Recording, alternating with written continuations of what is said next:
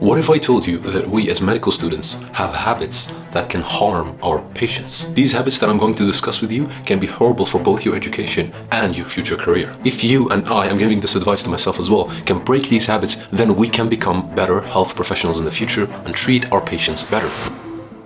Let me first touch on over-memorization. By the time you graduate, you memorize at least 5,000 new words. However, it's very important to draw the line between memorization and understanding. Because if you only memorize information, then you're going to have great drawbacks in your career. When the time comes and you actually explain concepts to patients, you're not going to be able to explain it properly. How can you explain something that you yourself don't understand? It's very important to actually understand information so that you can convey it to the patient easily and digestively. Another problem that you might encounter is when you go to a hospital and you're actually supposed to use clinical problem solving to solve things, you're not going to be able to, because all you did was memorize in medical school. So how are you supposed to actually link these different concepts and come up with a solution? So how can you overcome this problem? Well, when you actually encounter a disease, let's say diabetes, you ask yourself, why does it happen? What is the normal state? Why should we care about diabetes? Why do we even treat it? And you might say, oh, the patient is in pain. Okay, why is he in pain or why is she in pain? And all these things, when you link them together, you actually get a much better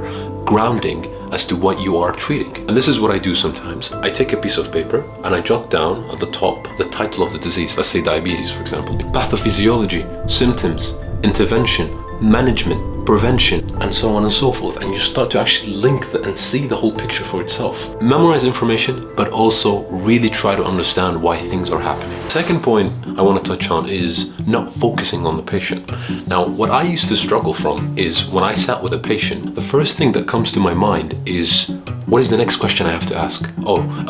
ICE or Socrates, or I actually don't focus on the patient. And when I say something empathetic, it's so contrived because all I'm thinking about is how I'm actually sounding to the patient. You're sitting down with this person, they're telling you, oh, I'm in pain, or I'm scared about something, and you would just listen and you would respond to that. For example, I was sitting down and I was talking to this, we were in a group setting, and I was talking to a patient, a trained actor, and he said something that was kind of heartbreaking. He said, oh, I'm scared about my disease. And my reaction was, oh, that must be so hard.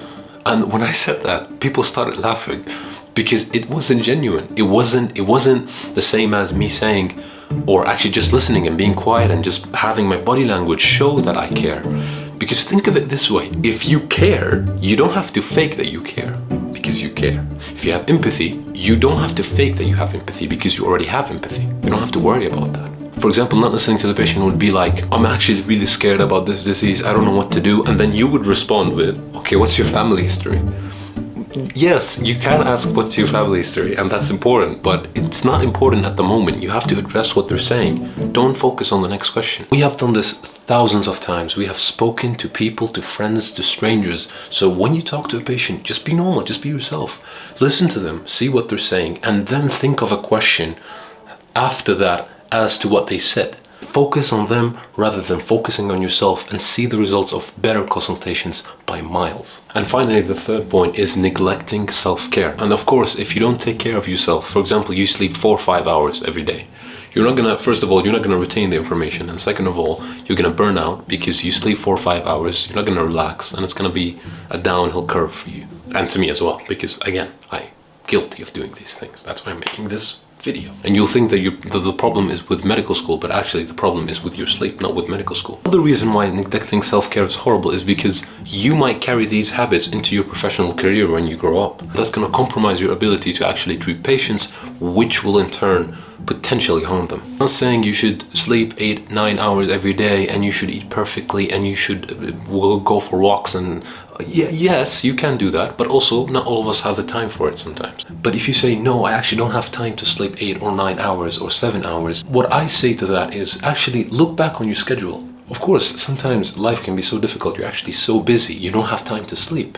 Or medical school can be so hard, you don't have time to sleep because it's so hard. Oh, clinical rotations, then studying, then it's very, very difficult. But actually look back and see, am I spending, for example, 45 minutes on my phone instead of 5? Maybe I'm thinking they're 5, but they're 45. What I'm saying is, look at your day. You have 24 hours. Is there anything that you can modify? For example, for myself, I realized that transportation took me way longer than I expected. So I cut down on it and I actually changed it. So look at your schedule, look at what you're doing, look at how you use your time. it's better if you relax, you know, because medical school is a long journey. You're gonna burn out if you stay like that. That wraps up our video. I hope you guys enjoyed the video. Please take care of yourself, and as always, Assalamu alaikum.